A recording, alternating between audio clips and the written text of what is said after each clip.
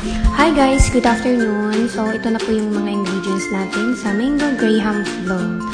Alright, this summer guys, grabe, yummy. Gagawa tayo ng Mango Graham Float. Ayan na, let's start it. Okay, lagyan natin tatlong nestle cream or sobrang cream. So, galing to sa ref guys. Ayan, sobrang creamy.